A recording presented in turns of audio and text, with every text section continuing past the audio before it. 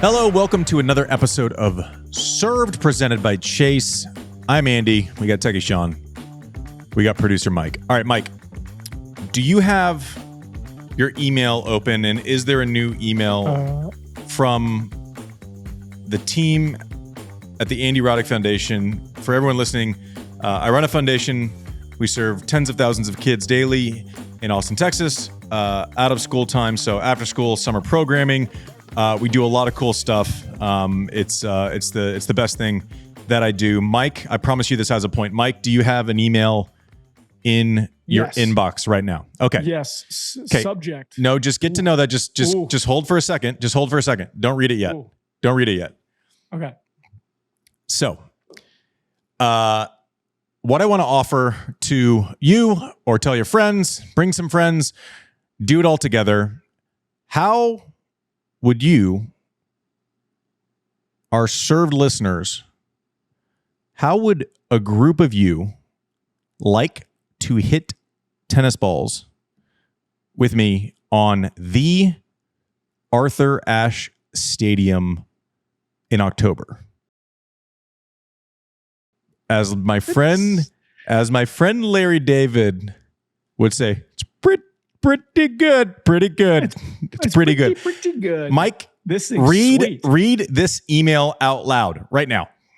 So it's basically a link telling us that the link is now live. Yep. Where you can go place your bid. Yep. And you click the link, which we'll put this link in the bio and descriptions all over the place. You'll be able to check it out. So wherever you're watching this, listening to this, go to the description for the episode. I'll drop this link in. But it is for either the 18th or 19th of October. Your choice. Am I reading that right? Okay. Yep. Okay. So winning bid's choice. Yep. Bidding is open now through September 8th. It'll close at midnight, or at 11:59 Central Time on September 8th. I'm gonna retain the right to extend that if it gets a little hot. If it gets a little hot for the kids, you know what I'm saying? Bids in there. Get your bids in there. Go. This is pretty awesome, man. It says that it's a time block in 90 minutes, 60 minutes of a hit with Mr. Andy Roddick. Yeah. 30-minute tour of Arthur Ashe Stadium, which I was just there for the first time last week, scouting for our live shows. You weren't. You wait. You were awesome. There. You weren't inside of the locker rooms using the lockers before you go out and hit. You weren't doing that. I was about to say, like, just walking around there confused was amazing. Imagine having a tour where somebody would tell you where you were. And then the locker rooms I didn't see anything of. That's pretty sweet. You get to use the locker rooms for an entire day. Your friends and family, or just friends, if you don't like your family, can come and watch. And it's, again, up to 5 players. Yeah. Or just you by yourself if you're selfish, I guess. So what's the link? Is that something that we can read out loud? Yeah, it is aashclinic.givesmart.com. aashclinic@givesmart.com. No, aashclinic.givesmart.com. aashclinic dot givesmart dot com. Link will be in the bio. It will be awesome. I'm telling you. So we did this last year, and credit to the USTA for letting us use the Arthur Ashe Stadium. It's cool. Like, you literally come in the side entrance. I meet you outside. We do the little sign-in Magoo, and then we head down the hallways. Our guest last year used Osaka's locker, one used Coco's locker, another used Federer's locker. You get to see all behind the scenes. You're walking through the tunnels, and then it's awesome because you get, when you're watching on TV, Mike, and they film the players and they interview them, and then they walk down the hallway through the entrance, past the Billie Jean King pressure. It's a privilege sign. And then all of a sudden you come out and you're amongst the people in Arthur Ashe Stadium. You could get to do that. There's not going to be 25,000 people. It's just going to be like your buddies. But we can make you do that. There is no minimum bid on this as it currently stands. Sweet. I'm hoping there will be some bids, but we're going to do it either way. Listen, if the winning bid is $7, we're still going to do it. Please check in on the website. Mike, say it one more time because I messed it up. Okay. Yeah. One more time. clinic.givesmart.com. I'm telling you, it's badass. Like, I get pumped every time that I get to hit an Arthur Ashe Stadium, and I think I played 45 night sessions there. So it is awesome. It is for a great cause. These are great kids. Listen, talent is universal. Opportunity is not. Let's try to make opportunities a little more equitable for these kids, and we'll have fun doing it. It's a great excuse to get out there. Please donate. Please bid. If the bid gets high enough, fuck it. Maybe we'll do another one. I don't know. But like, let's make sure it's worth their while. But let's bid. That September 8th thing, if it's a hot one, don't get too attached to that. But it will be awesome. Arthur Ashe Stadium, I'd love to hit with you. Please go bid. Please just post it all over social. I would love for this to go viral in all the right ways. Mike, thank you for reading that. We will do weekly updates with the tally to show you where we're at. Again, there is no minimum bid. It's not like one of these tennis things where they start you off like they did in Vegas, the Netflix thing, where it's like, yeah, you can hit with your friends. That's $8 million. No minimum bid as it currently stands. Hopefully it gets to that. Hopefully it gets to a place that's insane. That would make me happy, but we're not starting there. No minimum bid.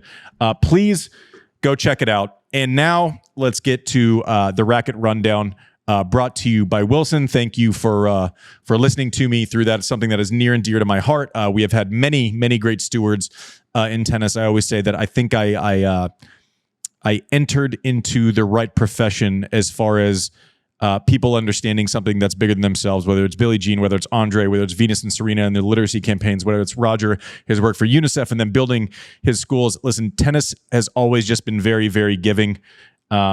I was taught that young. Let's all band together. Let's make this something really cool. Appreciate you listeners so much for listening, for participating. We appreciate you. Racket Rundown by Wilson. Listen, it was always going to be kind of a weird summer, right? And we had two finalists, one on the men's side, one on the women's side, where they started outside. One started outside the top 100.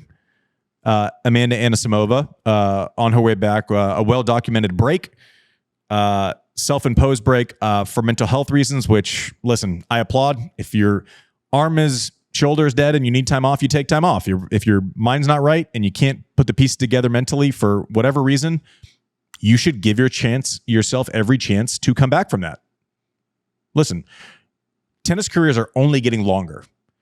If I messed anything up, I messed a lot of things up, but if there's one thing I could change, it would be not to be so short-sighted, easy for me to say, so short-sighted about getting back quickly, right? Playing on a hammy that wasn't quite healed, getting into the weeds, not taking time off, not scheduling appropriately.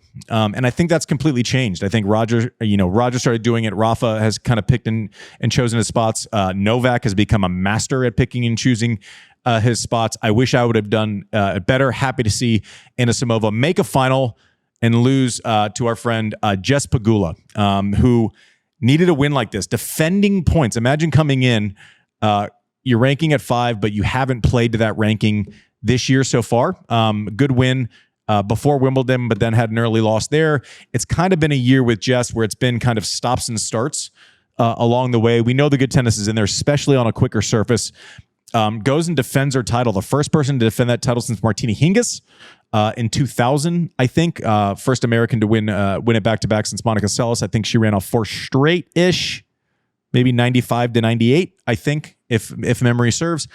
But Jess played great. You know, it was going to be a weird week. Swiatek off, Sabalenka back for the first time. Coco coming from clay to hard and kind of maybe trying to find a little bit of the magic from last year. It was wide open. As it has been at a lot of events on the women's side. But Jess Pegula coming in great, off to a fast start against Anisimova. Credit to Anisimova, fights back. And then Jess Pegula in the third set might have played the best set of her year so far this year. So props to her. I have good news for her. The courts in Cincy played a little deal there on Saturday with Andre, Tommy Paul, and Isner. And those things are fast. Not a lot of grit. When you first get on a court and you kind of rub your toes back and forth on the court, the less drag, the quicker it is, right? If it feels like sandpaper, it's going to be a little slow. It's going to chew the ball up. This thing, like darts. You know, we were a set in and the balls were getting smaller. They weren't fluffing up. They were like little BBs. So even us dummies could hit the ball. But Jess Pegula props on a well-fought victory needed, and hopefully continued success from there. On the men's side, more the same. Alexei Popyrin starts the week at 62 in the world. Obviously, he was going to win the tournament, Mike. I mean, Poppy. He wins. Dropping heat. He beats 4 top 20 players this week. Guess how many top 20 players he beat in 2023, Mike? Techie Sean, anyone? Bueller. 0. 4. He beat as many top 20 players this week as he beat all of last year. How's that for fun stat of the night? Rublev, it was weird because we're kind of celebrating the win that he had against Sinner. He talked about, he was very honest about dealing with some of the same issues. I don't know that they're completely the same. I don't know if they're the same reasoning. So give me some grace. If you know this space better than I do, talked about some depression, how to deal with some mental health stuff, and saying that this year has been a struggle, needed a big result. It's weird. He's kind of had like no results, and then all of a sudden wins Madrid, no results, and all of a sudden is in the final of Montreal, which is completely counter to the Rublev we normally know, right? He normally isn't the guy. Like last year, he won his first Masters 1000 after having been top 5 for what seems like a decade. But in the final against Popyrin, now he took something for his stomach, so I don't know what I don't know. But just look angsty, did not start off well, double faulting on break points, missing balls. It looked like he couldn't create enough speed. And it was a long week that was backloaded, right? Waiting around for rain and then playing a ton of matches, but that Popyrin did also. So props to him for coming through. He had some quality wins along the way. Beats Fritz, beats Korda, informed Korda, who won last week in Washington, who deserves some props for a pretty good start to the U.S. summer, right? Winning in Washington semifinals, and now we have those Americans like 12, 13, 14, 15, all stacked up there, kind of pushing each other. I love a healthy jealousy. I absolutely love it. I like what I'm seeing. And then we project forward, like we don't know much right now, right? Like coming from grass to clay to hard, you're expecting a scorcher in Cincinnati. When we were there, it was 58 degrees one morning. This week looks kind of mellow, which is good news for the Chuckster. All right. So the only kind of thing that is a massive stress test for him is his ability to play in super hot and super swampy conditions. We've seen him cramp over the last couple of years at certain times, only when it's extreme heat. Remember, there was one in Miami, Cincy last year against Novak. The hand started going. We remember his body just locking up in Roland Garros. I think there was another one in Canada. He's going to like this. I think the Chuckster would prefer to maybe play in some 78-degree days before he gets into the 97. So that's good for him. Now, who knows what's going to happen in this event? Medvedev, I thought he was going to roll in Montreal because, he didn't spend that much time at the Olympics. Loved the balls, said they were flying through the court. You would think he would like this again. His shot profile likes to keep the ball down. Sinner's going to look to improve. Another point of concern is his loss against Rublev. When it gets deep into a third set, you see him start rubbing on those hips again. And that's the same thing that was bothering him earlier in the year. It started in Madrid. He kind of had didn't have a lot of reps going into Roland Garros, played Halle, won, and then, played pretty well at Wimbledon. Came up short in the quarters, but something that lasts for months, missed the Olympics because he wasn't feeling well. It just feels like he's fighting his body a little bit right now. So hopefully he can find at least a run of good health. So it's just the weirdest thing to try to predict winners and losers when you don't have a ramp up. I feel like the lead into the Roland Garros this year was like 8 years long. We knew exactly who was playing well. We knew who wasn't playing well. There were some injuries going in, but we weren't really that worried about Alcaraz.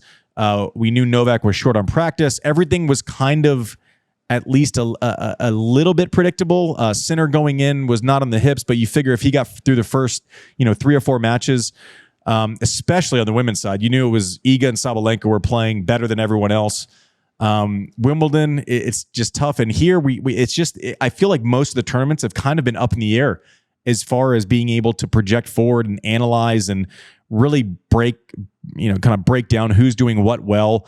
The sample sizes going into the last two majors have just been so short and so small. So it is a little bit random. Not surprising that this week we saw, it's always surprising when someone outside the top 60 wins a Masters 1000. I'm sure that you could probably count the people who have done that on like one hand. I remember a guy named Caratero winning Hamburg when it was a 1000, but that was like back in like maybe 99 or 2000 or something.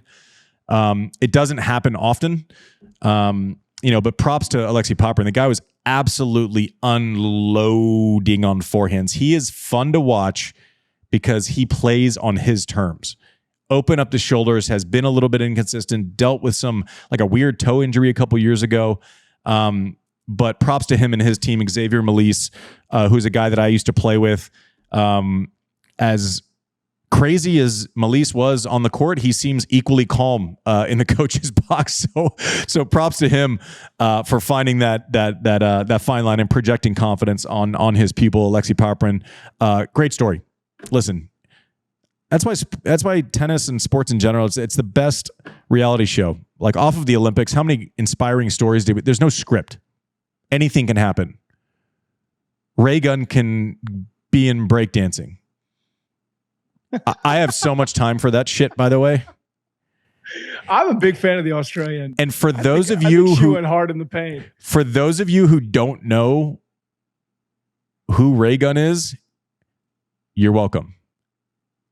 I am jealous of the next 30 minutes of your life and the memes that you will find. Oh my Lord. Question for what's up, Andy? Do you think, Pegula obviously winning, has a bye in Cincinnati first round. Do you think she has an opportunity for the SummerSlam? Well, she's got a better opportunity than anyone else right now. I don't know. It's so hard. It is a little bit easier now than it used to be, just because you used to not have buys. Oh, wow. So you would play Sunday, and then you knew you were probably playing Tuesday evening, travel Monday, maybe hit for 10 minutes. I don't know. And that's not, at this point, if she can win a couple more matches in Cincy, that's great preparation for New York, right? I don't know that I want to see her go and lose second round, but if she can put together 2, 3, 4 wins, that's massive, right? And then you're fighting your body and mental fatigue and all that, but there's enough recovery time between where you can stress your body a little bit, right? You get a full week off before New York. So listen, the courts are going to be great for her. They're slippery. The balls get small. She hits it through the court.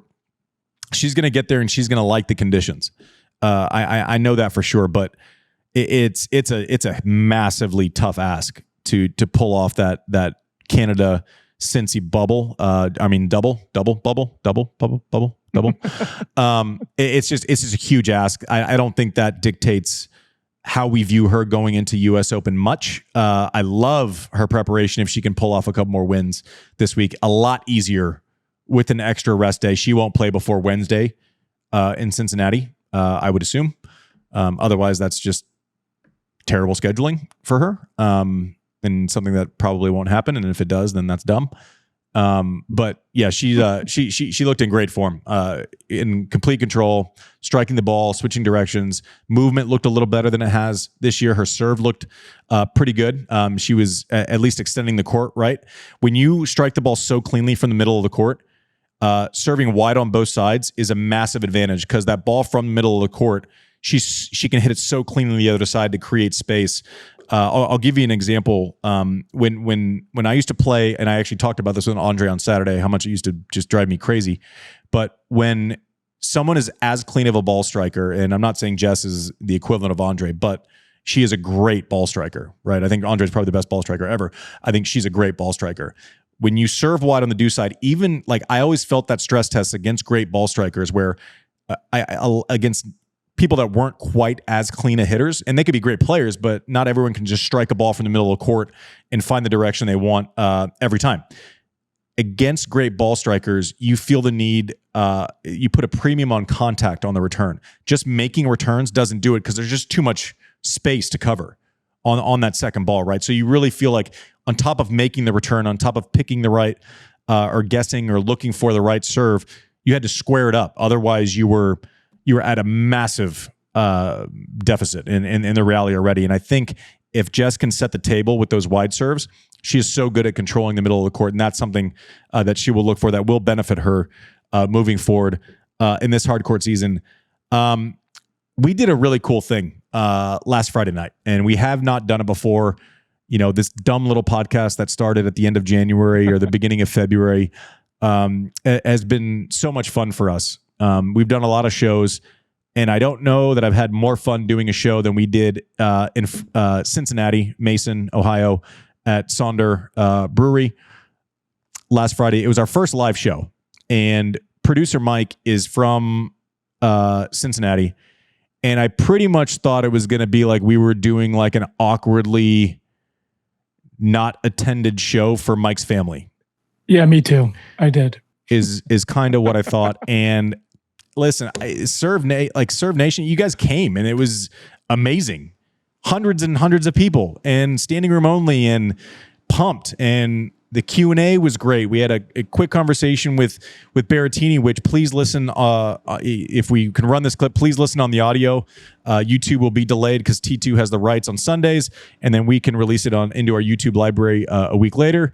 I'd like to just release it all at the same time, but listen, a deal's a deal. And check. I hope you saw it on T2 because they do a great job of premiering it on Sundays for us. And then definitely check out the audio on Tuesdays with Berrettini, and then we will run. We did such an awesome Q&A with great questions, and Wertheim was there, and then we had Bob Moran, who's the president of the group that owns the tournament in Cincinnati and ended up keeping it there. I went to a cool gala the next night that honored Andre and Lindsay Davenport as the winners of 2004. Lindsay, that was the first year they had women's tennis, and Andre, obviously the winner in 2004. Can I tell you something about that win of his in 2004, Mike? Yeah, and Sean? Please tell me. Lost to him in the semis. 7-6 in the third, brawl. So pissed afterwards, super pissed that there's a golf course across the street, and we finished at like 10:30 at night, 11 at night. It was, we started at night. I went and ran for like 2 or 3 miles, like hate ran for 2 or 3 miles, just pissed. To where Gilbert sent Doug Spreen, who was my trainer, who we had a great dinner with, and he can tell endless Great stories. dinner. Oh my God, that was so much fun. That dinner was amazing. With Snoop Dougie Spreen, Best storyteller, man. just telling stories about like early 90s Reds baseball. It was fucking like when Pinella fucking fought Dibble. It was beautiful. It was so much fun. You might have to spin that up and do another podcast. Anyways, keep going. I definitely want Doug on. He'd have some stories. And I wouldn't have to ask many questions if we're being honest. Like it would just be like, okay, and go. And thank you for listening to Serve, presented by Chase. So anyways, I hate run afterwards. And then I had a couple of beers in the locker room. And then I was like, I'm so mad. I'm going. Anyways, it ended in a very sloppy manner. It was very irresponsible. I made bad decisions during the match. I made bad decisions after the match. Dumb, but funny to talk about now. Anyways, there's not a lot of trouble to get in Mason, Ohio that late at night, but I'm sure you found it. I actually ended up, of course, like this is obviously if you were in Cincy and you were out in downtown Cincy and you were drunk in 2004, who's the Cincy celeb that could walk in where it would make like a memory? Not athlete. Okay. Not athlete. Yeah, there's only one answer. Jerry Springer. No, there's only one answer, and it's Nick Lachey is the obvious answer. Of course. Yeah, so he walks in, and so that was fun. Anyway, so that was it. That was my night. So I respectfully disagree with you. Had a banger that night. Was completely ridiculous. And then I had some guy at the galley. He's like, "Hey, I saw you out one night in Cincy like 20 years ago." I'm like, "Don't let it be that fucking night. Don't let it be that night. Don't let it be that night." He's like, "It was like you were out with Nick Lachey." I'm like, "Shit. Damn it. That's the one." We have some great audio. You'll hear from Berrettini, Bob Moran. The Q&A on YouTube, you will hear an awesome Q&A. Good times had by all. Pretty humbling experience. We kind of just sit here and talk shit and nerd out about tennis. And the fact that at least some of you care to show up and engage and participate is it's awesome. It's a dream come true for us. So we appreciate you, and we'll kick it over to the show from Cincy. Headed to the U.S. Open this year? Be sure to ace the U.S. Open with Chase. As proud sponsor of the U.S. Open, Chase helps tennis fans make the most of their Grand Slam tournament experience with exclusive benefits and perks like customer-exclusive Chase Lounge and Chase Terrace, complimentary mobile charger for fans, and more. Head to chase.com/US Open for more info. No, but we are going to do Q&A. Yeah, I think we should open up to Should we just do some Q&A for a little while? We're crushing it on time because the interviews were incredible. Okay. But I want to get some questions from Yeah, the you Okay, guys. so how... Will you make Tommy wear his medal tomorrow? That's a great question. Yeah, so Tommy Paul, that's probably not my decision. I'm curious. We had a great story on a previous episode of Served. We had Bob and Mike Bryan on, and it was one of the funniest stories. Those two together, when they're actually like opening up and letting it rip, is hilarious. The public-facing side is like the Doublemint twins. They've done more for tennis. They're always smiling. They're always up and about. But I asked them, like, what did you do with your gold medal? And Bob was like, I took it to every bar.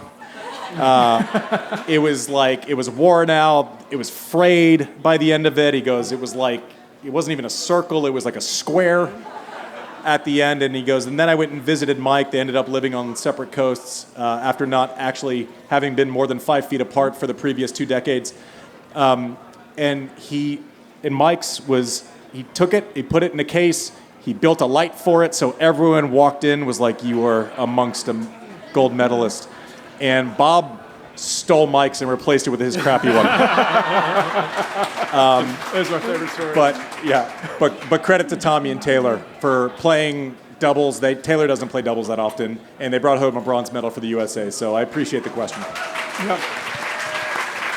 Right here in front, Andy. Do your kids like tennis? Do my kids like tennis? Yeah, they like it. They take some lessons. So I'll tell you, it's turning into funny stories. So my son, how old are you? 10? So I have an 8-year-old son, so about to turn 9. So we don't really have anything from our former lives in our house. From tennis, I don't really have anything, like a couple of trophies that when people get drunk and they're at the house, they want to see. Those are what you should never drink. 10 years old. Did you not catch the 10? I caught it, but listen, at some point you got to learn. So my son went to kindergarten, not knowing much, and then he came home from kindergarten and he goes, Dad, did you play pro tennis? And I said, yes. And so, long story short, my son thought I was a tennis teacher for a long time. So they liked tennis, but then what happened was, you tell him something like, "Oh yeah, I was a pro tennis player. What was your highest ranking?" I was like, "It was 1." And so then he goes, "My dad's the best ever." And so it went. It went from me being like totally fine. He didn't know that mommy did something on television. He didn't know that daddy did something on television. To him just lying to anyone who would hear about it. To him being like, when someone would be like, "Oh, your dad would mention tennis," and then I would get embarrassed because he would basically go way too far with overselling. They like it. My son's favorite player is Carlos Alcaraz. He loves Carlos Alcaraz. Who's your favorite player? Who's that? Sinner. Cool. La Carata. Very cool. We're lucky to have a couple of guys like Sinner, Alcaraz for that next generation. Hey, thank you for coming out tonight. I'm sorry I used potty language. I appreciate you being here. Okay, so mad respect to Andy, but my question's for Jon, actually. Totes. Yeah. In your opinion, what is the top storyline on the men's and women's side that you are following right now that you think are kind of insidery and most interesting to you? Oh, man. Interesting to me? I have perverse tastes. The 37-year-old that won Olympic gold in his rematch against the kid who also won Wimbledon. And I'm just looking at this. This is macro. This isn't micro. The macro is, on the men's side, I think, Rafa did it in 2010, I believe, but Roger Novak did not ever win the French, Wimbledon, and the U.S. Open. So here comes this 21-year-old who might be able to achieve something. As far as, I don't know. I mean, I think I'm interested in sort of where this sport is headed. And the big picture about tennis is it's a wonderful sport. It's men, it's women. It travels all around the world. It's guys that are 21 and guys that are 37. And the big challenge is just how tennis makes this work and how tennis maximizes all of its virtues. And some of that is staying in a market like this and cultivating a fan base and having a 125-year event. And some of it is going to new markets. The women are going to Saudi Arabia to play their year-end event. That's really interesting. That could go really well and be a new market with all sorts of money. That could also go really badly. So I think tennis always serves up these great storylines. And the players, as you saw with Matteo, I mean, you're totally right. I mean, 99 out of 100, I mean, it's really good, solid people. The tennis player's heart, I'll take over any other athlete. But I'm also sort of interested in the big picture of how does this sport that we all appreciate, you guys all appreciate, it's Friday night and we're all talking tennis in Mason, Ohio. How cool is that?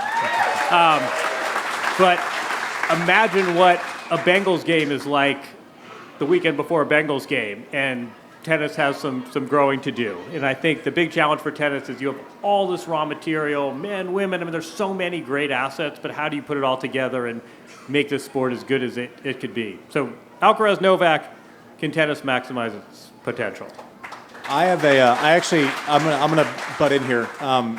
So you mentioned Novak in the Olympics, and last week's show, if you haven't heard it, it's basically just like, listen, I don't care who you're a fan of, because the knee-jerk reaction and the thing I hate the most with any time you comment on any of the big three, if you compliment one, you get the other side coming and saying, yeah, blah, blah, blah, blah. I've simultaneously loved and hated all of them in the last 12 minutes on Twitter, if you would judge by my responses. Novak winning gold, it's just not normal to go into an event that you deem the most important of your year. At this point in your career, probably the most important event that you have left in your career. It's the only thing you don't have. Selfish. It was a joke. Well, what about how he owned it? But also, like, let's think of this. Okay, you have the greatness of Novak, which is there. It's signed, sealed, delivered. I put it very simply. If you had 3 resumes, his is probably the one you choose. Anything else is what you like better stylistically, what they meant to the game. Those are all side conversations. The math is pretty specific on one. You have had in a very outsized amount of access to Novak, the man we saw do what he did, beat the current best player on earth at 37 years old on his least favorite surface, go through that tournament without losing a set. You did a 60 minutes piece on him last year where you went to Serbia, and then you got him his first cover, I think, on Sports Illustrated. Recently, talk us through what you felt while you were watching him play Carlos at the Olympics, and what's one thing that we probably don't get about Novak that you do from having proximity to him? Oh, man, you're putting me on the spot. All right, I'll give you this one. Cause they don't like answering questions. They only like asking them. How many times do we see athletes try to minimize expectation and pressure? And the knee-jerk response is, I could win a Super Bowl, but it's not the end-all, be-all. And there's always this sort of reflexive desire to sort of minimize pressure. Novak Djokovic in November tells me, the real thing I really want is an Olympic medal. This wasn't because we're so tight that he's revealing this deep. I mean, he almost put more pressure on himself to motivate himself by being very public and saying, Olympic gold medal, that's what's missing, that's what I'm going for, that's going to make this year special, that's what I'm prioritizing. That's really rare for an athlete, especially at his stage in his career, to own it like that. And basically, he's 37. I mean, eligibility on the Power Shares Tour is 35. So this guy's 2 years into playing senior tennis, and he has knee surgery. When I was 32. And he goes to Wimbledon, gets to the final, and loses in straight sets to this kid who just seems to be more dynamic. And then 3 Sundays later, he completely flips the script at the event that he's been saying for months and months and months, this is my this is my hill that I'm going to die on. I mean, he's really extraordinary and he's really different. And I think Roger and Rafa are, at some level, they're very easy to root for. Their gifts are obvious. You spend 30 seconds. I mean, this Novak, I think, in a way, is a much more complex character.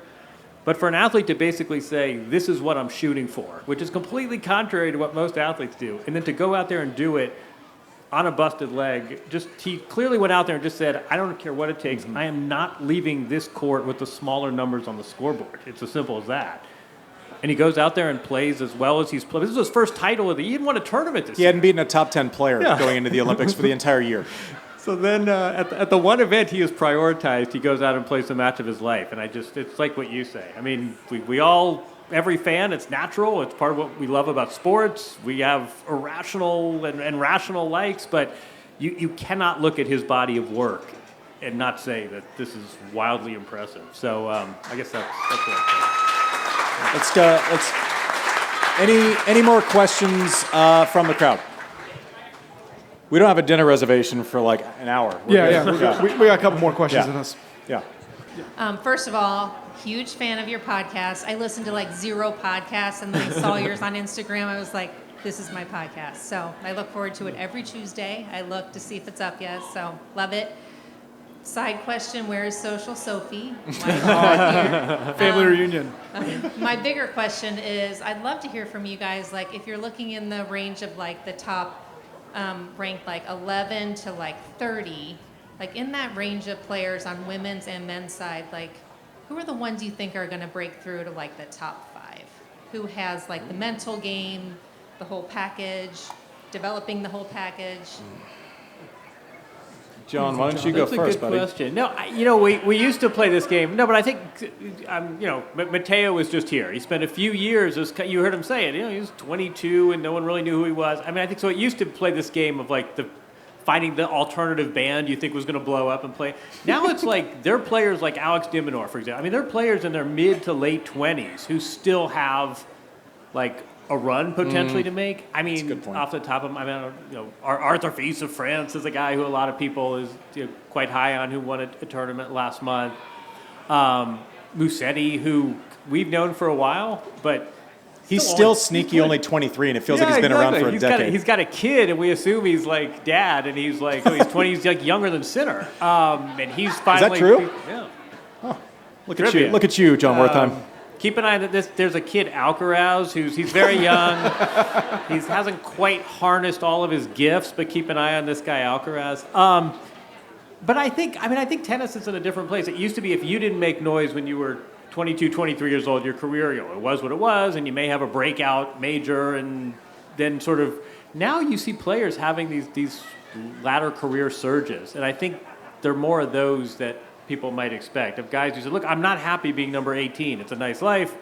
I make a nice living. I travel the world. I have a romantic partner. I want to be better. And I think I'm almost more interested in that than who's the 19-year-old. I don't know. Who else? We have a new gold medal winner who now is worth watching, who also reached the finals in Australia.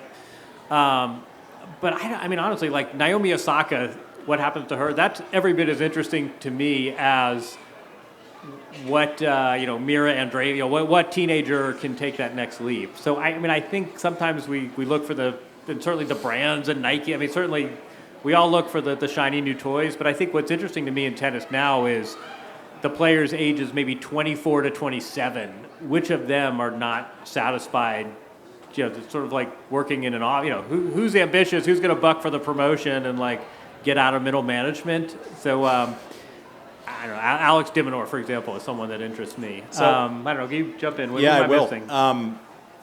I just a quick look through, and this is a question I avoided like the plague for a long time, or thought of some word salad to say a lot of stuff without saying anything at all.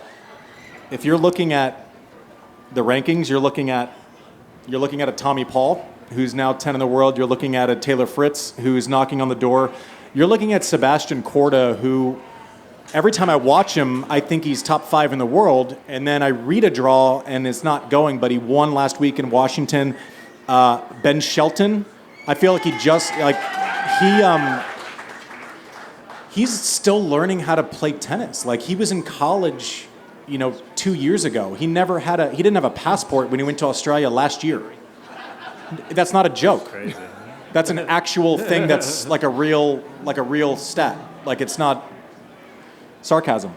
So I actually think we're looking at Americans in that conversation for the first time, maybe in a long time. And similar to what our new friend Berrettini said earlier, I am such a massive fan of a healthy jealousy, especially when it's in the same country.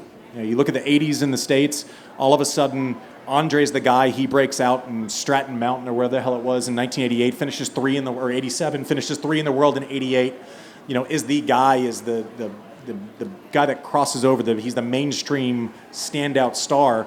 And then Pete comes and wins the US Open and takes his lunch. And then Chang beats him in 88, in 89 at the French Open, beats Lendl and breaks through before both of them. And then Courier gets to number 1 before all of them. And I think, and then Andre delivers, and then it's just this deluge of jealousy, but not in a bad way. But like he was talking about with Cecchinato earlier, wait, that guy made the semis? I can do that. I know him. I beat him. I can play with him.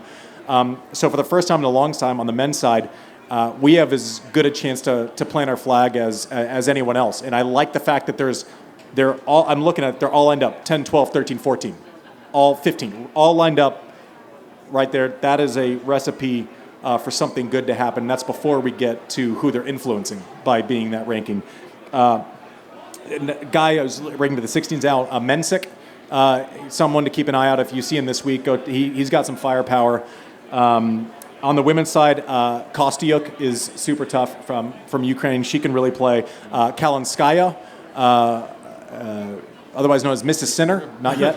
It's been like 90 days. can hit the ball really big and is finally finding confidence. I always look for those players who have been on tour, but then they actually start finding the court with more frequency. She can play, and someone he mentioned, Mira Andreeva. It's impressive to me and fascinating when someone doesn't have. I had a big serve, and then I could kind of figure it out from there. Same with Ben Shelton. Her tennis IQ is better than most of the people on tour, and she's 18. Can switch directions, which people don't give it enough credit, but that's Novak's superpower, is the ability to take you out of whatever pattern you want because he can switch directions. Rafa hits that high like Vamos Chico forehand, and with all of us forever, we're out of our strike zone. Novak's the only one that can knock that down to his backhand comfortably while not upping the risk profile. And then traffic goes through his forehand. Again, his ability to find the matchup he wants in the point is superhuman. I'm not saying Andreeva's that. I'm saying she's flirting with that. Andy, can I ask you something that I have a 12-year-old son whose serve is just popping. Yep. And I said, you've got to watch this video of this guy whose serves is insane. He serves it and it buries it into the clay. You're not going to like this answer. Can you tell us a little bit about how you felt when that happened?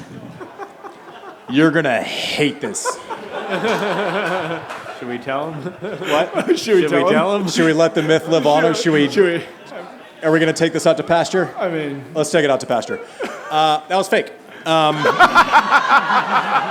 So he asked about So it was a Powerade commercial. Back when they had the things with all the athletes doing crazy stuff, and Kelly Slater was coming off of a wave that was the size of a skyscraper. So that was actually not even a clay court. So if you go look, there's a video of I hit a serve, tricky camera work. It gets stuck. It didn't get stuck. So what they did was they cut a tennis ball in half. They put it there, and then a makeup artist went and put orange dust around it. And then they asked me to do the easiest acting job that's ever existed. They said, can you just go get mad at the umpire for a second? And I said yes, and that's that. by the way, I believed it was real too until he told me. Yeah. So that's that. Let's do.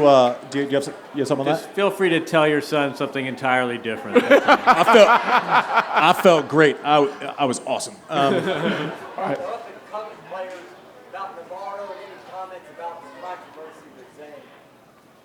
I'm sorry. With Queen, I mean, listen, the question was about the controversy with Queen Wen and Emma Navarro at the Olympics. Listen, I'll tell you this.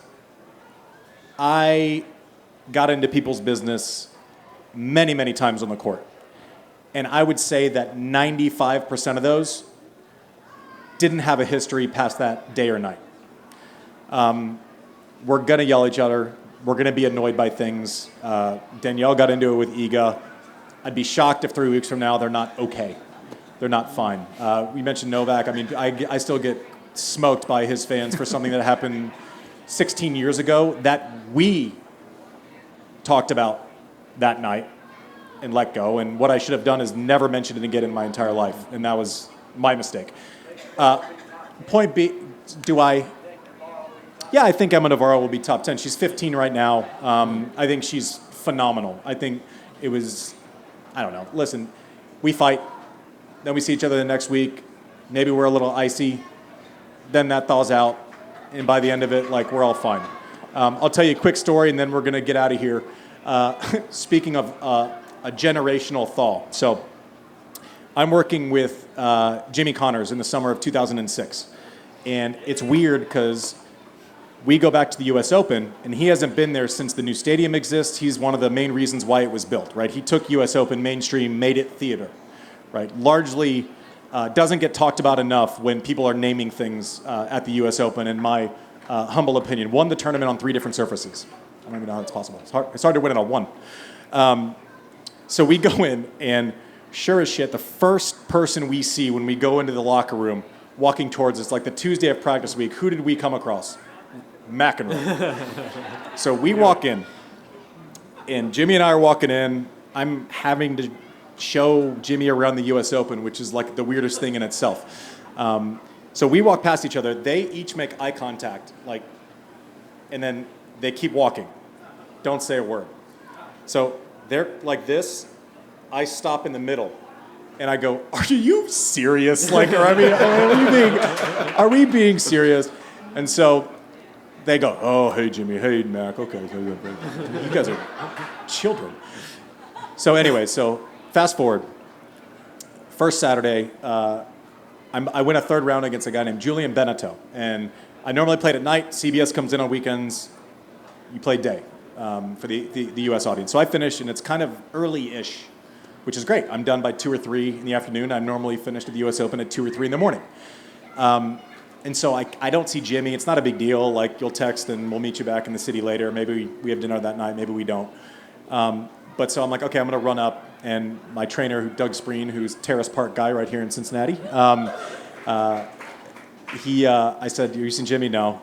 I said, okay, I'm going to run up to the player dining area. And the player dining area looks out on all those practice courts that you see on TV, right? The first 5 courts there. But you can see it from the player dining area. You look out and you can watch people hit. And I look down in the last court. Who do I see hitting together? Connors and McEnroe.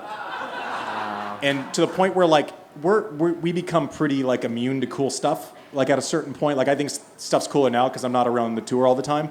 Then I was kind of like, you'd see someone practice, it's like, whatever, Roger, it's fine. And so I look down there, but there's like a crowd of like 80 people in the players area, like players, watching this hit go on. So I stand there and watch for a little bit. I'm like, I'm kind of feeling proud of myself. I'm like, you called these 2 jerks out, and like now they're down there hitting, and it's great. And so I get my smoothie or whatever it was. I go back down. You know, Doug and I stretch. We do the whole thing. We're about to leave, packing up our bags, and Jimmy walks in just soaked, like in khakis from what he watched the match in. Like, he had no business out there playing. And so I won't use the language, but just assume that there was a expletive. So I said, "How was it, man? That was so cool. Like, I can't believe, like, that's all. Like, this is great. I feel like I'm like 9 again. This is amazing." And he goes, "Well, then we played a set." I was like, "Okay." He goes, "That effing McEnroe's still a prick." Thank you for coming out. I appreciate you. Thank you. Thank you, everybody. Thanks, everyone.